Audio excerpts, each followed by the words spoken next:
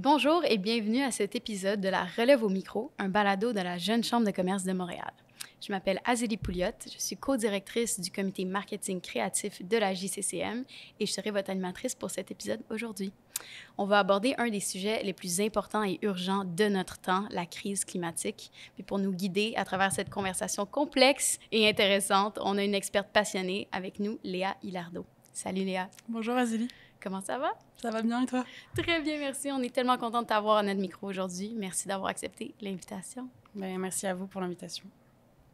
Léa, depuis tes débuts en tant qu'analyste des politiques climatiques à la Fondation David Suzuki et jusqu'à ton plus récent rôle en tant que coordinatrice en équité territoriale chez Vivre en Ville, tu consacres ton expertise et ta carrière à comprendre les changements climatiques. Pourrais-tu nous expliquer un peu ce qui t'a amené à ce train de carrière puis à te poser sur ces grandes questions de notre temps? Oui, en fait, je te dirais, ça date même d'avant ma carrière professionnelle. Ça date même de la Léa jeune adolescente.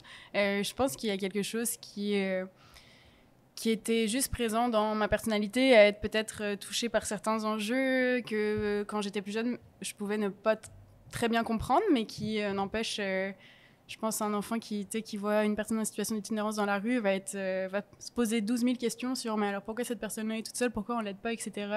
Je pense que j'étais un enfant comme ça. Puis c'est vrai que les changements climatiques, en tout cas les problèmes environnementaux, je te dirais notre génération, elle est née dedans, les deux pieds dedans. Tu sais, on peut pas faire autrement que de vivre avec cette réalité-là.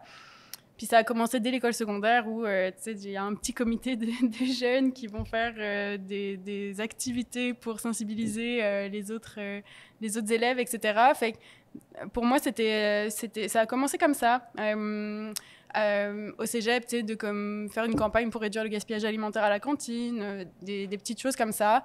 Puis à l'université, j'avais commencé à m'impliquer dans un comité étudiant qui faisait des paniers de légumes bio et locaux pas chers pour la communauté étudiante, qui faisait des projections de films, documentaires, etc.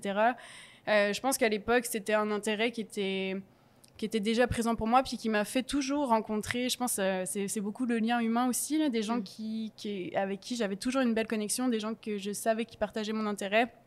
Donc, plus tu t'impliques dans un certain milieu, plus tu rencontres des gens qui ont ces mêmes intérêts, et plus j'ai l'impression que ouais, on continue d'évoluer là-dedans.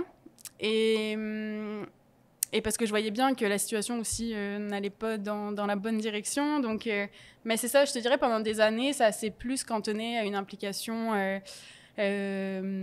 en parallèle, une implication plus à l'échelle peut-être individuelle. Donc, dans les comités étudiantes, c'était comme comment tu peux faire des activités plus... comment tu peux acheter zéro déchet, faire moins de déchets, faire tes propres produits, etc. Je pense que ça me faisait du bien personnellement de me dire « Hey, j'ai un impact sur quelque chose, je peux contrôler un petit peu la situation ». Et puis, fait que c'est ça, en fait, pendant des années, mon implication, elle se concentrait autour de sensibiliser autour de moi et aussi peut-être plus à des gestes individuels qui me donnaient le sentiment d'avoir un contrôle sur ce phénomène qui est beaucoup trop grand, beaucoup plus grand que nous et extrêmement anxiogène. Fait que c'est ça, tu sais, on faisait des ateliers pour produire moins de déchets, acheter zéro déchet, faire ses propres cosmétiques, etc. Mais je te dirais qu'à un moment donné, ça a pu être suffisant pour moi. J'apprécie vraiment comme la petite fenêtre dans ton parcours, puis on dirait que ça, depuis la jeunesse, ça c'est comme initié par une curiosité de comprendre comme pourquoi il y a des inégalités, pourquoi il y a des gens qui sont moins fortunés ou bien nantis que d'autres. Puis je pense qu'on est dans une période où il y a de plus en plus de gens qui commencent à prendre conscience de l'urgence, de la gravité des événements qui sont devant nous et derrière nous. Il y a comme ce concept qui, en anglais, on appelle le climate epiphany ou ce moment de prise de conscience climatique. Est-ce que toi, tu te souviens d'une lecture ou d'une conversation qui t'a fait changer ta perspective pour faire réfléchir un peu nos auditeurs là-dessus? Complètement. En fait, c'est ça, je te disais que pendant des années, j'en apprenais chaque jour beaucoup sur la question. C'était vraiment dans mes intérêts, je te dirais même dans mes travaux d'université. Déjà, comme tu disais, tu parlais de la curiosité. Je suis partie étudier en sciences politiques parce que là, j'étais comme, OK, comme je comprends rien du monde dans lequel on est. J'ai besoin c'est pas que je comprends rien, mais comme, OK, notre monde est profondément inégalitaire. La science politique, ça a été tout de suite une passion, vraiment, parce que j'étais en sciences naturelles, genre, je faisais 9 heures de maths avant ça, tu sais, avant d'entrer à l'université. Puis là, j'étais comme, non, mais je vais pas devenir ingénieur, genre, ça fait pas de sens pour moi. Et là, j'étais comme, OK, la science politique, le journalisme au départ aussi. Et c'est là où j'ai un peu orienté tous mes travaux d'université sur, OK, les liens avec le changement climatique, environnement, etc. Mais je te dirais, c'est en 2019 que j'ai eu ma grande épiphanie, où en fait, justement, même si on peut dire que j'étais déjà conscientisée, mon niveau d'implication, il a comme passé 12 échelles d'un coup. C'est l'année où le GIEC, donc le groupe d'experts intergouvernemental sur l'évolution du climat, a sorti un rapport. Le GIEC, pour la petite histoire, ça a été créé par l'ONU, donc l'Organisation des Nations Unies, dans les années début 90 c'est des scientifiques partout à travers le monde qui étudient la science du climat, qui nous font régulièrement des états des lieux sur où on est rendu et les impacts que ça a, etc. Et sur les solutions aussi. Et donc, il y a le GIEC, depuis les années 90, produit des rapports, mais celui-ci, je te dirais, il a eu un impact qu'aucun autre rapport a eu. Le GIEC nous a expliqué quelle est la différence d'un réchauffement de 1,5 degrés Celsius versus 2 degrés Celsius. On peut se dire, oh, c'est 0,5 degrés de différence, c'est pas grand-chose, mais pas du tout. Chaque micro-degré compte. Voilà, c'est ça. Et là, moi, j'ai lu ça en 2019, et là, j'étais comme, OK, waouh. On est déjà réchauffé de 1,1 degré depuis l'ère pré-industrielle. Donc, le 1,5 degré, on est, autant dire, genre vraiment à ses portes. Et puis, on pourra faire un point tantôt sur où on est rendu là, aujourd'hui, en 2023. Mais comme là, j'étais comme, OK, j'ai pris une conscience, genre, c'est quelque chose qui est vraiment entré dans ma chair de l'urgence dans laquelle on était. Et c'est là où, justement, mes petits gestes individuels n'étaient plus du tout suffisants pour me dire... que ça allait bien aller. Donc, et donc, de là est née toute la mobilisation qu'on a connue en 2019, des grandes manifestations et des grèves climatiques. Je te dirais que pour beaucoup des gens qui m'entouraient à ce moment-là, c'est ce fameux rapport.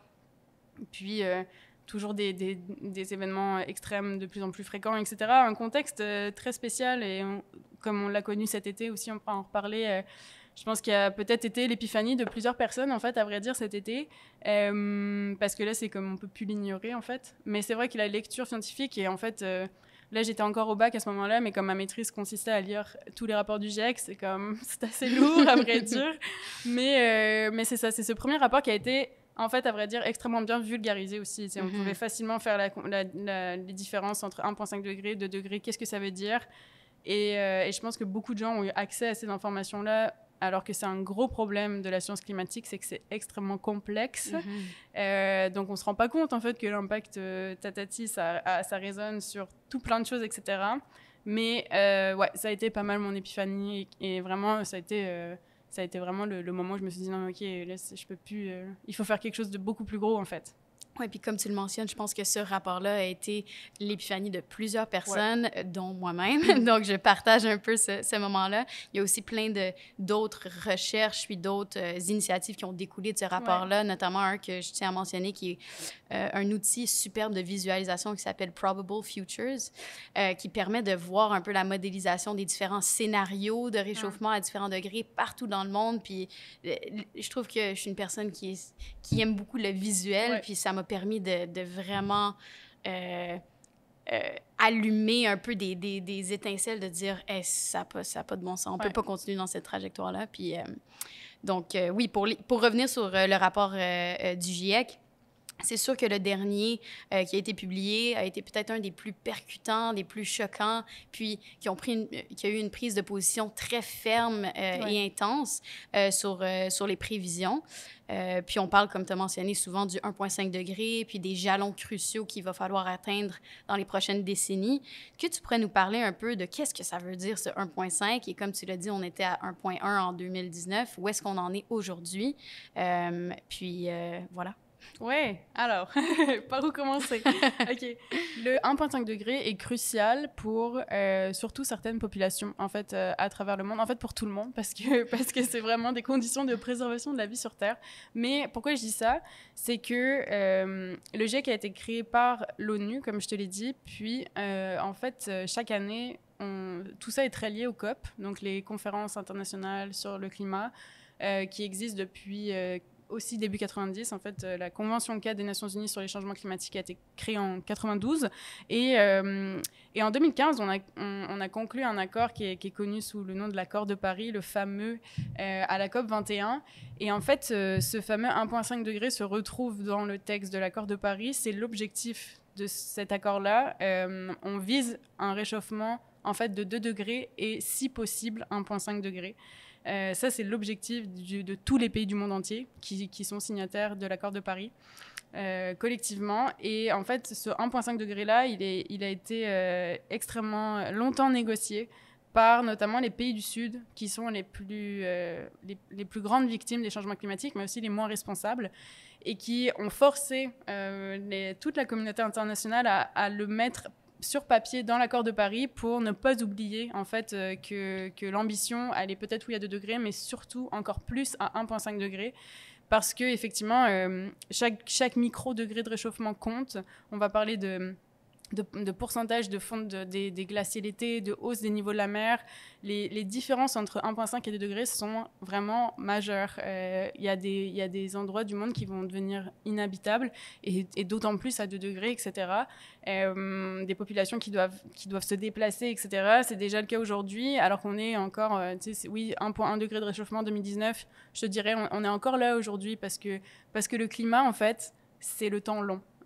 Souvent, les gens se voient. Des fois, on dit, ah, mais regarde, il fait pas si chaud, tu vois, aujourd'hui, alors qu'on est en plein été. Les hivers sont de plus en plus froids. C'est ça, tu sais. Alors que le climat n'est pas la météo, d'accord? Le climat, c'est vraiment l'étude des températures, mais sur une échelle longue. Fait que si, oui, genre en plein été, il fait pas 40 degrés, qu'on va dire, mais regarde, ou alors qu'en hiver, justement, il fait plutôt bon un jour ou une semaine, ça veut absolument rien dire sur une échelle de temps qui est beaucoup plus longue, et où là, on le voit, il n'y a aucun doute là-dessus que les températures, globalement, en moyenne, se réchauffent depuis le début du 19e, depuis des années 1900, avec justement tout ce qui est révolution industrielle, etc. On pourra en reparler un peu sur les causes profondes, mais donc ça, il n'y a aucun doute là-dessus, il n'y a pas de débat à avoir. Je pense que c'est intéressant de rebondir sur ce que tu viens de dire, les causes et aussi comment ça s'étale sur le temps, puis que le climat, c'est pas la météo. Puis souvent, on parle que quand on regarde historiquement, il y a déjà eu des périodes de réchauffement majeur, des périodes de glaciation, peut-être que c'est juste normal où on en est. Donc, si on aborde un peu l'implication des activités humaines dans la situation où on est aujourd'hui, comment on en est arrivé là, puis comment est-ce que les humains ont leur part à jouer là-dessus? Ouais, c'est une bonne question. Justement, en fait, tu vois, dans les tout premiers rapports du GIEC dans les années 90, on parlait de l'influence humaine comme étant fort probable, voire même probable. Après, début des années 2000, fort probable. Le tout dernier rapport du GIEC, là, c'est sûr, c'est indéniable, c'est l'activité humaine qui provoque les changements climatiques. Alors oui, il y a eu le monde, la Terre est très complexe, là, c'est un équilibre. C'est pour ça aussi que 1,5 degré de réchauffement, c'est comme... Pour vrai, moi, ça me fait réaliser à quel point nous sommes tellement peu de choses et que l'équilibre de notre planète dans l'infini de l'univers repose sur vraiment... C'est un équilibre extrêmement fragile et donc c'est pour ça qu'un degré de réchauffement, ça provoque des bouleversements majeurs. Fait que c'est ça, je te dirais... Aujourd'hui, c'est indiscutable, c'est indéniable parce qu'on voit bien qu'il y a une augmentation absolument disproportionnée et tout ça est totalement en cohérence avec la découverte des énergies fossiles. Non! Surprise! C'est ça. Ça paraît tout bête, mais avant, justement, nos arrière-grands-parents utilisaient la force humaine, les animaux, pour se déplacer, pour porter des poids lourds, etc. Cultiver leur propre nourriture. Absolument. Et c'est ça, on a découvert, justement, dans toute l'époque de la révolution industrielle, etc., le charbon, ensuite le pétrole, etc. Et en fait, ces énergies-là libèrent des gaz à effet de serre. Donc le CO2, on en entend beaucoup parler. Ce sont des gaz à effet de serre. Il faut savoir, pour un peu genre climat 101, les gaz à effet de serre, on en a besoin. Sinon, il ferait toujours moins 18 degrés. Okay. Et les gaz à effet de serre, c'est quoi? C'est des gaz qui sont emprisonnés dans l'atmosphère. L'atmosphère, c'est comme une petite couverture qu'il y a autour de la planète Terre et qui fait en sorte que les rayons du soleil ne sont pas tous reflétés à l'extérieur, mais sont emprisonnés par cette atmosphère, cette couche-là, pour faire en sorte que, eh bien, ça permet qu'on ait une température tout à fait viable, environ plus 15 degrés de moyenne, et qui nous permet, en fait, qui permet à la vie d'exister, tout simplement. C'est vraiment c'est pour ça aussi qu'on ne découvre pas que il y a plein d'autres humains partout sur d'autres planètes. Okay, c'est vraiment une chance extrême et plein de paramètres extrêmement précis qui fait qu'on peut être ici actuellement et discuter, toi et moi. Et justement, en fait, le bombardement de l'atmosphère avec justement toutes les énergies fossiles qu'on brûle depuis qu'on les a découvertes, eh bien, ça amène beaucoup trop de gaz à effet de serre. De concentration de gaz à effet de serre dans l'atmosphère et ça la réchauffe, ça nous réchauffe. Et c'est pour ça que on voit la température qui globalement augmente. Et le problème, c'est qu'aujourd'hui, toute notre civilisation est basée sur les énergies fossiles. La façon dont on se déplace, dont on se chauffe, dont on se loge, les produits qu'on consomme. Il y a du plastique autour de nous partout, c'est du pétrole. La façon dont on se nourrit, l'agriculture est très émettrice de gaz à effet de serre. Les forêts qu'on défriche à allure... à vitesse maximale, les déchets qu'on produit, etc. Tout ça produit beaucoup de gaz à effet de serre, d'où le défi extrêmement complexe de comment résoudre la crise climatique alors que tout ce qu'on fait quand on se réveille le matin produit des gaz à effet de serre. Voilà un peu où on en est. Et puis aussi la complexité c'est pas seulement les températures qui, en moyenne, se réchauffent, c'est aussi l'impact. On voit un peu les effets rebonds sur d'autres choses, sur les grands cycles marins, sur les vents, etc.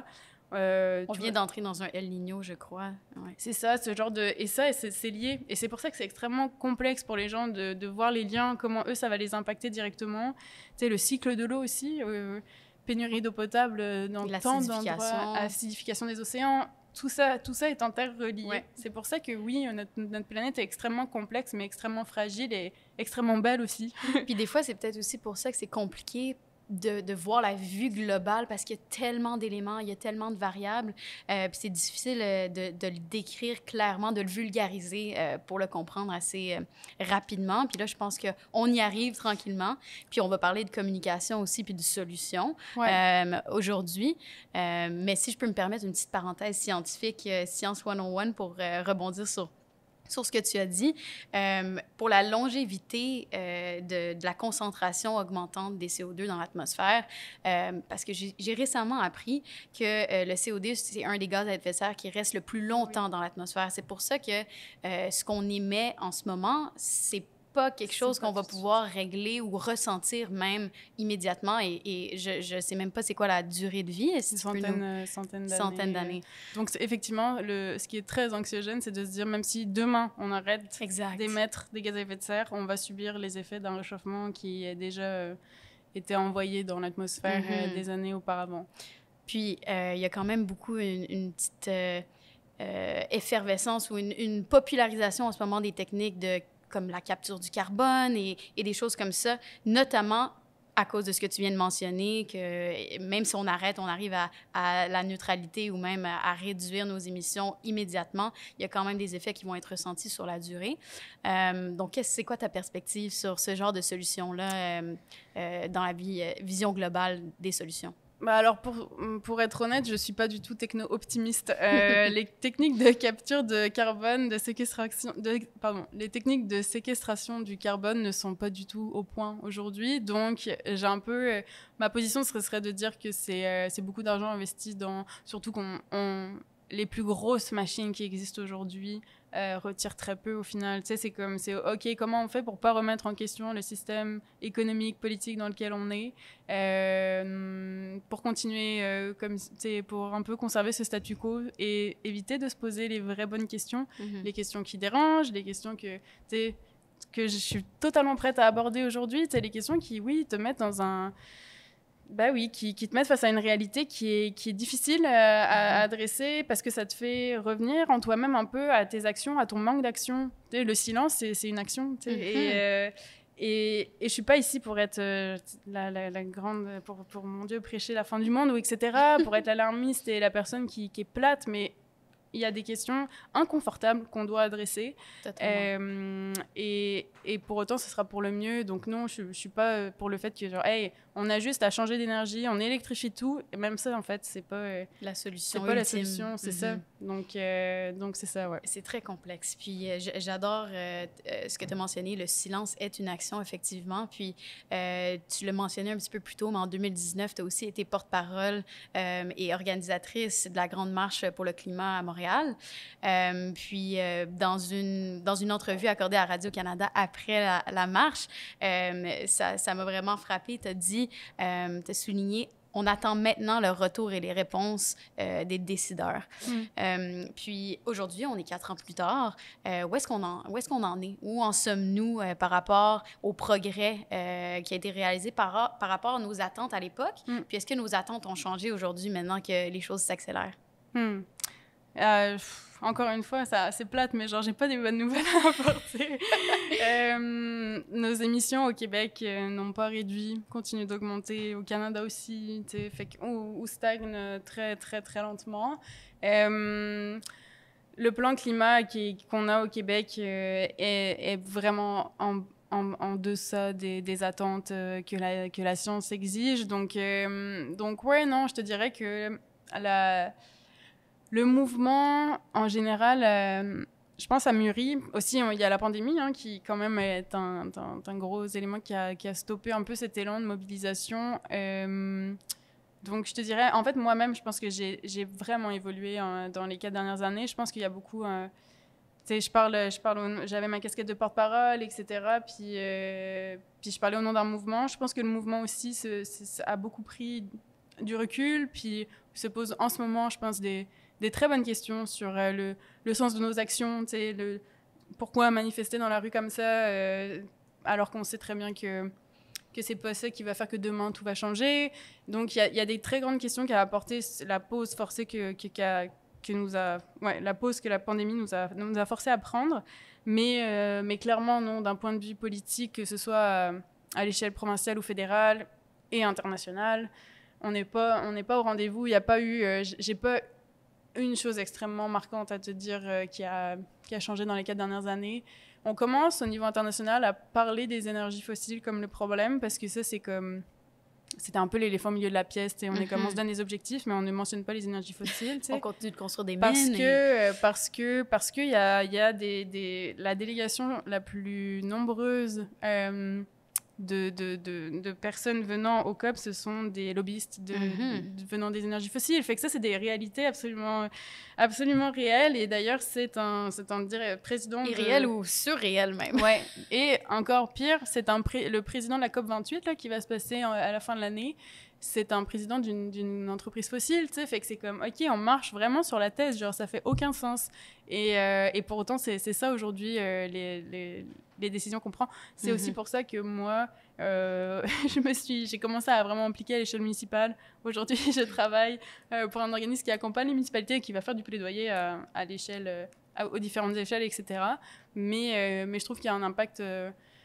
beaucoup plus réel et significatif qu'on voit quand c'est dans le milieu où tu vis, dans lequel tu évolues, des élus aussi qui te sont beaucoup plus accessibles et des politiques qu'on trouve beaucoup plus humaines, etc. Donc moi, mon évolution, je te dirais que en 4 ans, l'humilité, je pense que je suis beaucoup plus humble aujourd'hui, vis-à-vis aussi de qu'est-ce qu'on a pu faire et où on en est aujourd'hui. Je suis plus forcément... je vais plus être la Léa qui est au premier rang de la manifestation et qui hurle des slogans, etc. Puis, parce que je pense que plus on en sait, plus pour certaines personnes, ça va être de plus en plus révoltant. Et anxiogène. Et anxiogène, évidemment, ouais. Moi, ça m'a amené... Moi, c'est comme plus j'en sais, plus aussi je comprends la complexité, tu sais, parce que quand on est dans le mouvement étudiant, qu'on est ado, jeune adulte, c'est comme, OK, c'est ça la solution, puis le monde est, tu sais, c'est comme, tout a l'air tellement simple et tout, puis là, OK, t'es comme, tu deviens adulte, puis tu comprends un peu que, genre, tout est pas noir ou blanc. Ouais. Et les nuances, c'est un peu aussi complexe à gérer dans un contexte d'urgence aussi existentiel. Mais c'est ça, moi, ça m'a vraiment amené à prendre du recul plus. Et tu sais, je pourrais te parler un peu, c'est ça, de comme mon évolution vis-à-vis de tout ce que cela nous fait vivre en tant qu'individu aussi. Mais c'est ça, je pense que le mouvement se pose des bonnes questions en ce moment, puis il y a des choses qui vont arriver à l'automne. Oh, bon, on attend ça. On attend les nouvelles. Ouais. Tu as mentionné un peu, tu sais, comment ça peut être imposant de se prêter à toute cette information-là, puis comprendre les complexités, ou tenter de comprendre les complexités de ce problème. Puis les médias et les gens ont souvent tendance, comme tu l'as mentionné, à être soit alarmistes ou soit de banaliser un petit peu l'ampleur du problème. Toi, tu as été contributrice ou collaboratrice de la rubrique climat au journal 24 heures. Est-ce que tu pourrais nous parler de comment on pourrait avoir une communication plus constructive par rapport au climat? Je sais que c'est très complexe, c'est pas facile. Puis parfois, d'avoir un discours plus alarmant, ça peut mobiliser plus facilement, mais il y a aussi des impacts à avoir ce genre de discours. Ouais, c'est vrai que c'est l'équilibre, la ligne est vraiment fine et c'est difficile de trouver les meilleures façons d'aller te chercher, toi, comme individu, pour que quelque chose se passe dans ta tête, qu'on plante une graine quelque part. Je te dirais déjà de base, on n'est pas obligé de comprendre parfaitement. Tu sais, moi, je viens du monde des sciences sociales, là, je suis pas une scientifique climatologue. Je comprends, je lis, c'est aussi mon métier. Mais en fait, pour moi, les problèmes sont d'ordre politique. Les solutions, on les a, le GIEC nous le dit, c'est par où on doit aller de façon très technique. Donc, c'est ça. Et quand des jeunes du secondaire ont pris la parole et sont sortis dans la rue, moi, ce que je trouve le plus incroyable, c'est que ces jeunes-là n'étaient pas des experts de la science du climat, mais comme le savaient. Genre, on n'a pas besoin de... La légitimité provient pas du fait que on connaît la question sur le bout des doigts, là. C'est plus qu'est-ce que ça te fait. Les scientifiques sont là pour le faire. Fait que oui, c'est toujours plus intéressant de comprendre les mécanismes, les liens, etc. Mais je pense qu'aujourd'hui, on est rendu à un point où tout le monde est légitime de prendre la parole. Même si on a des backgrounds complètement différents, que tu n'es pas universitaire, etc., tu le sais dans ton quotidien, quand tu vis l'été dans un four à Montréal, dans un îlot de chaleur, tu comprends très bien ce qui se passe et pourquoi toi, tu es beaucoup plus touché. Tu n'es pas obligé d'avoir le vocabulaire îlot de chaleur, etc., canicule, vague de chaleur.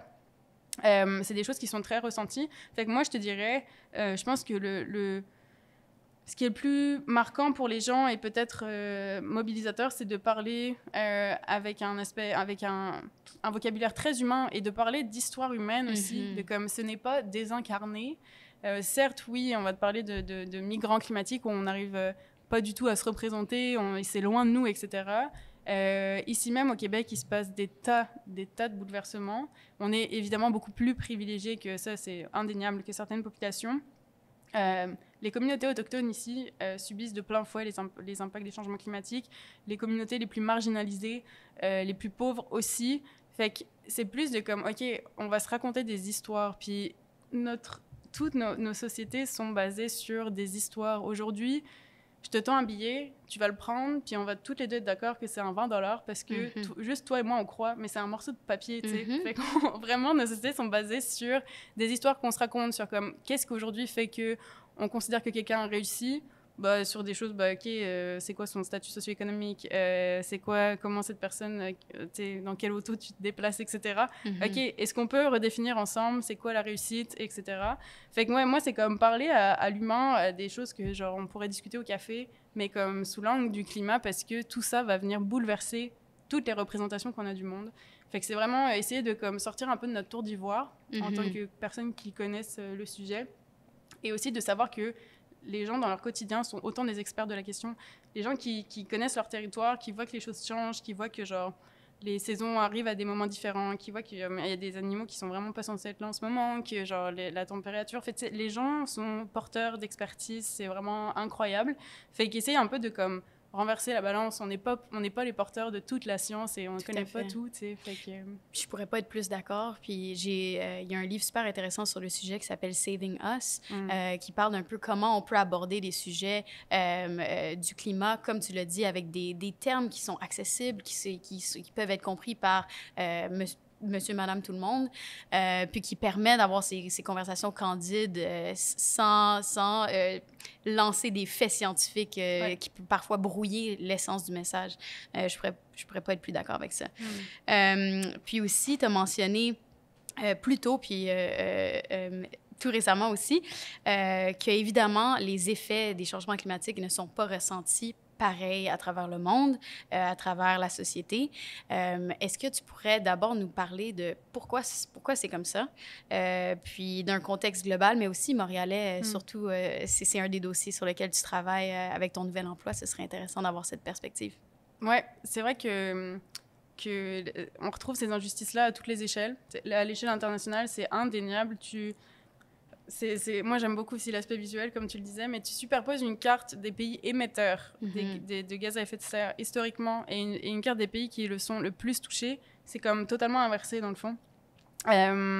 Parce que, historiquement, le Nord global a été beaucoup plus riche et aussi a colonisé tous les autres les pays du Sud. Et pour vrai, la colonisation, c'est un des amplificateurs. Enfin, pour moi, c'est la base de tous les problèmes climatiques qu'on connaît aujourd'hui. Et on est allé dans certains pays pour extraire les ressources, puis assujettir des populations. Fait que tout a commencé par là. Fait qu'à l'échelle internationale, c'est très, très clair, cette question d'injustice climatique. Dans le fond, c'est comme... Qui est le responsable, mais qui paye les frais, tu sais. Et aujourd'hui, c'est vraiment des points extrêmement sensibles et majeurs des négociations internationales sur le climat. Les pays du Sud vont demander évidemment beaucoup plus d'efforts de la part du financement, etc., de la part des pays qui ont causé ces phénomènes-là. Mais effectivement, tout ça se décline à toutes les échelles, en fait. À l'échelle internationale, comme je disais, jusque en fait, au sein de quartiers même et au sein même de rues, je te dirais, c'est assez fou. Tu sais, tu regardes en ce moment la fracture entre Parc Extension et le nouveau complexe là, qui est Ville-Montréal, etc. C'est comme, OK, même au Québec, genre à Montréal, tu vois ces flagrants, ces injustices-là. C'est ça, moi je travaille aujourd'hui sur les questions d'iniquité territoriale à Montréal et ça coule de sens, mais comme... tu compares Montréal-Nord... Enfin, en fait, non, j'ai un chiffre genre, qui, pour moi, est vraiment marquant. Un enfant qui naît dans l'Est versus l'Ouest de l'île, aujourd'hui, ils ont une différence d'espérance de vie d'environ 9 ans. Quoi? Et là, c'est là que tu te rends compte, OK, genre, on n'est pas... Genre, dès la naissance, on ne naît pas avec les mêmes chances. À Montréal? Ouais. Parce que l'Est est beaucoup plus industrialisé, la qualité de l'air... En fait, ton statut socio-économique va aussi définir en grande partie ta capacité à maintenir une bonne santé. Et ça, c'est parce qu'on n'a pas du tout le même accès aux services et aux bénéfices que procure le fait d'avoir un environnement sain. Partout dans la ville. Il y avait une étude, je pense que ça se passait à Chicago, qui montrait 2 quartiers qui étaient vraisemblablement identiques, à l'exception où il y avait des parcs plus fréquents dans un des 2 quartiers. Puis lors d'une vague de chaleur, il y avait un taux de mortalité presque double dans le quartier où il y avait moins de parcs. Puis ça m'a vraiment choquée. Puis c'est fou de penser comment l'urbanisme peut avoir un impact sur notamment l'espérance de vie puis le taux de mortalité dans des cas extrêmes. Ouais. Absolument. Tu sais, un îlot de chaleur, c'est un espace complètement asphalté. On peut penser à des immenses parkings, etc. Ça peut faire varier la température de l'ordre de 15 degrés entre vraiment un espace asphalté ou un parc où il y a plein de végétation, etc., qui va rafraîchir l'air ambiante. Fait qu'effectivement, genre, qui sont les populations qui meurent pendant une vague de chaleur ? Des populations qui vivent seules, qui n'ont pas le moyen d'avoir accès à une air climatisée, souvent des personnes âgées qui sont dans leur appartement, puis que personne ne le sait, et que l'appartement est littéralement un four, et qui vivent dans des quartiers, souvent dans des quartiers où justement les apparts sont extrêmement mal isolés. Fait que c'est vraiment des couches d'inégalité qui se superposent comme ça. Et en effet, l'urbanisme, l'aménagement du territoire a un rôle majeur là-dedans, parce que aussi, c'est comme qui a le pouvoir de demander des améliorations des services dans leur quartier, c'est comme qui connaît ses élus, qui a comme juste l'idée de se déplacer à un conseil municipal, bah, c'est comme les populations qui ont ce capital social, politique-là. Fait que c'est ça, c'est comme non seulement déjà les populations les plus riches ont le choix, c'est la question du choix en fait, ont le choix de choisir où est-ce qu'elles ont le choix de choisir. Les populations les plus riches ont le privilège de choisir où est-ce qu'elles veulent vivre et expulsent en fait les populations les plus pauvres de ces quartiers-là. Puis on le voit déjà à Montréal, 100%. la gentrification ne fait que s'accélérer dans les dernières années. Et surtout dans un contexte de pénurie, de crise du logement, c'est catastrophique. Fait que c'est ça, une fois que tu as ce privilège-là, puis en plus, on va améliorer les parcs, la qualité de vie, les piétonisations dans ces mêmes quartiers-là, mais comme il y a des voies qui sont complètement invisibilisées. Et en fait, c'est là d'où l'effort aussi pour les personnes aux directions d'urbanisme de la ville, les élus, etc., de faire l'effort de se déplacer auprès des populations. Hey, c'est quoi vos besoins? Parce que là aussi, il y a comme tous les problèmes même si on veut améliorer la qualité de vie d'un quartier, mais comme what about la gentrification, l'éco-gentrification en fait, fait que c'est comme ok, non, tu veux améliorer la qualité de vie des gens, mais tu veux que ce soit ces gens-là qui bénéficient des améliorations que tu procures, que tu amènes. On sait que genre mettre un parc quelque part, ben, ça va augmenter les loyers tout autour. Fait que c'est comme comment tu fais pour que tes populations soient pas encore chassées encore plus loin. Et il y a plein de solutions, mais comme c'est ça tout le problème auquel les grandes difficultés auxquelles on fait face en ce moment. Mais c'est ça, c'est intéressant de voir qu'au sein même de nos villes, de nos régions, etc., de nos pays, internationalement parlant, on n'est vraiment pas... Tu sais, on dit souvent, hey, on est tous dans le même bateau. Non. Il y en a qui sont dans des vieilles petites bouées pendant la tempête, puis il y en a qui sont dans des gros jets privés. C'est ça, tu sais, des gros yachts, c'est ça. Fait que c'est comme... On est tu sais, certes, tout le monde va être à un moment donné impacté par le changement climatique, mais comme vraiment pas à la même vitesse et vraiment pas... avec la même force. Ouais. Je pense que ce serait un bon moment pour discuter un peu de la résilience climatique, des mesures d'adaptation qui se prêtent à nous, puis aussi l'action collective et individuelle qu'on peut faire pour tenter de changer les choses d'un point de vue systémique puis dans nos communautés. C'est beaucoup de sujets, mais en même temps, sont assez interliés. Donc, quelle est ta perspective un peu là-dessus? Oui, c'est vrai que c'est indispensable, je pense, de parler de ça parce que depuis le début, on fait juste annoncer un peu des choses pas très réjouissantes, mais justement, d'où l'importance de se préparer à tout ça. La question de la résilience, je la trouve tellement intéressante parce que comment on la définit, tu sais, globalement, c'est la capacité d'un écosystème, d'un groupe d'individus, ou même à l'échelle individuelle, de se rétablir après une perturbation, après un choc extérieur. Fait que, tu sais, on peut penser, OK, il y a une catastrophe naturelle, il y a des feux de forêt, il y a un incendie. Comment collectivement, dans le cas des changements climatiques, on arrive à surmonter cette épreuve et à se rétablir, en fait. Fait que, tu sais, c'est comme... Ou même à l'échelle individuelle, tu sais, je fais beaucoup de parallèles avec la question du deuil, puis parce que aussi, les changements climatiques amènent des émotions, comme on parle de deuil écologique et tout, c'est comme comment tu te relèves d'un événement aussi marquant que ça. Donc, c'est un peu la question que je trouve très intéressante.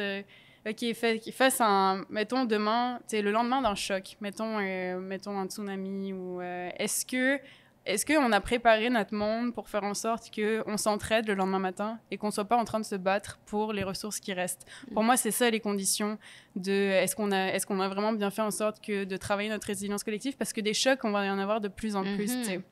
Fait que s'adapter, effectivement, oui, mais bâtir une résilience. Et ça, qu'est-ce qui va définir que le lendemain matin, on sera tous en train de s'entraider pour faire en sorte qu'on se relève de cet événement-là et pas en train, voire même, tu sais, comme dans le pire des cas, de se tirer dessus avec des guns. C'est est-ce que... le scénario apocalypse. Mais est-ce qu'on a des liens? Est-ce qu'on a des liens sociaux? Puis ça, notre système, globalement, tu sais, tu parlais de problèmes systémiques. Les changements climatiques, c'est pas seulement dû à des énergies fossiles, mais comme un système économique aussi, qu'on peut nommer le capitalisme, qui... fait en sorte de tout nous atomiser, de nous individualiser, d'aller beaucoup trop vite, puis du fait qu'aujourd'hui, on connaît même pas nos voisins, tu sais. Fait que là, ça, c'est pour moi, genre, le fait de travailler à une échelle locale aussi, c'est pour moi, vraiment permettre les conditions d'un bien-être social, collectif, et de savoir comment on fait pour bien vivre ensemble, tu sais. Puis il y a plein de magnifiques initiatives, tu sais, on parle de la transition socio-écologique à l'échelle très locale et ancrée. Mais il y a plein d'actions que tu pourrais regarder de ces groupes-là que t'es comme, mais c'est pas des trucs environnementaux, genre ils font des fêtes de quartier, c'est quoi le rapport, genre, alors que la planète brûle, mais le rapport est totalement, pour moi, c'est tellement interconnecté. L'entraide, la fête, les liens. Ok, je connais, mais tu sais, les fêtes de voisinage, genre les fêtes de ruelle, etc. L'autre jour, j'étais dans un petit party de ruelle, puis j'étais comme, ok, genre, c'est toutes des voisins, des familles, il y a des enfants qui courent.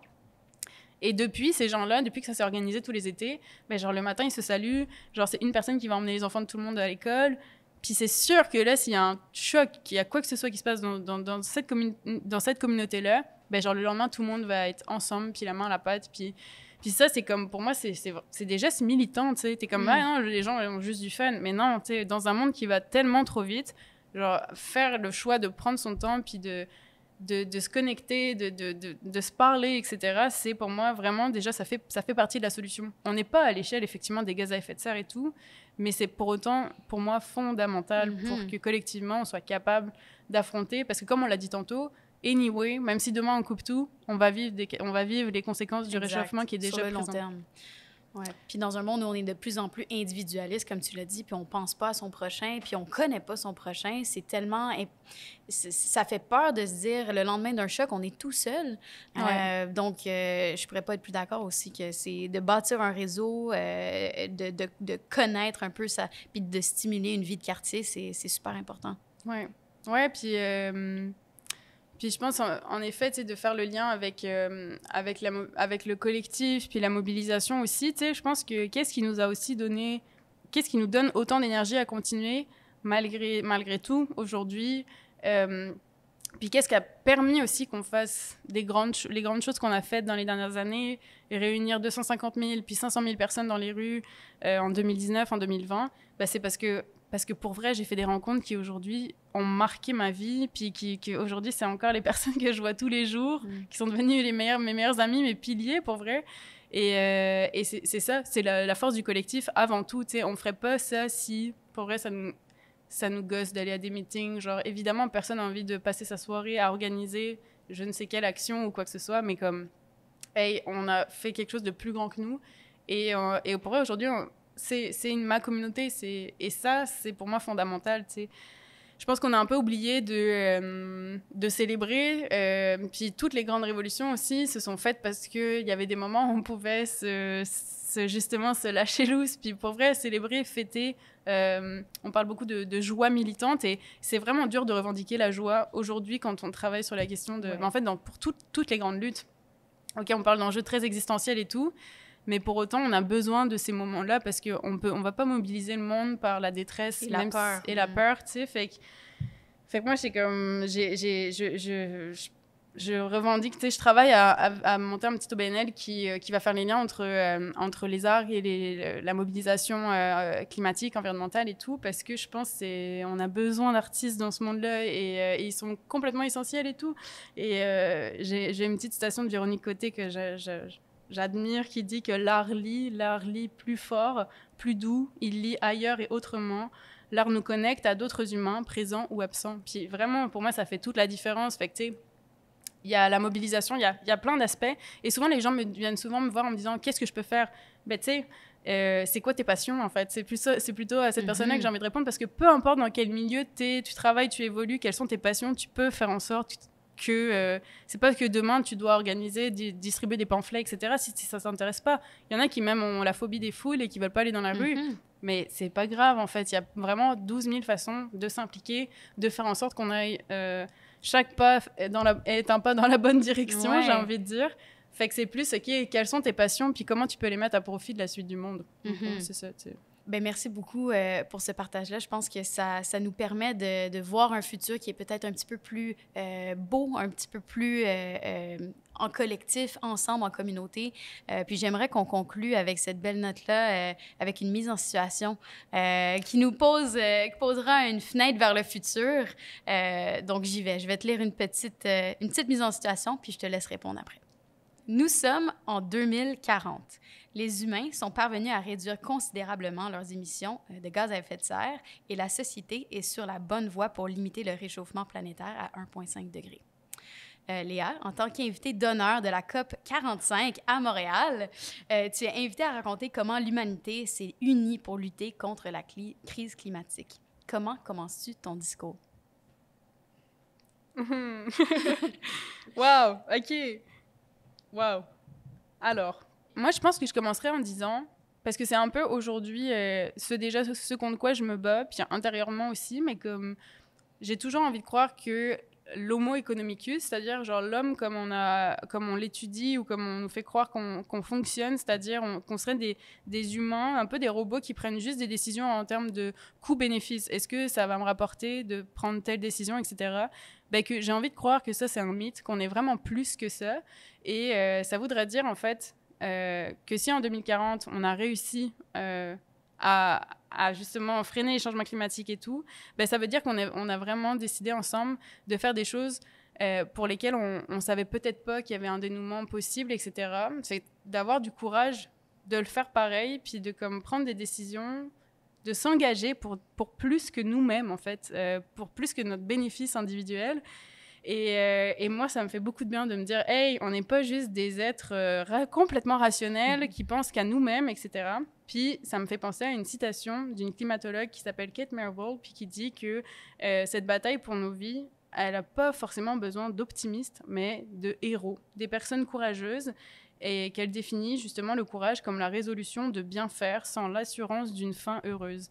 Puis ça, c'est vraiment pour moi le nerf de la guerre avec les changements climatiques qui, comme on l'a dit tantôt, ont des conséquences sur une très longue durée. Fait que tout ce qu'on fait aujourd'hui, je ne le sais même pas moi si non seulement on va y arriver, si je vais être encore en vie quand peut-être justement on va voir le fruit de nos efforts, ouais. Mais comme les générations futures, les enfants, on n'en a pas parlé de ça, mais comme mais c'est ça, fait que ouais, vraiment pour moi la plus grande victoire, c'est de dire hey la gang, on a fait ça ensemble, puis pour plus grand que nous, puis pour vrai.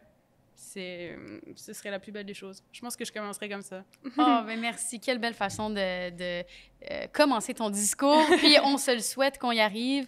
On a parlé de plusieurs sujets aujourd'hui. Puis tu l'as mentionné, autant la résilience, l'adaptation, mais aussi le sentiment de communauté puis de collectivité pour y arriver.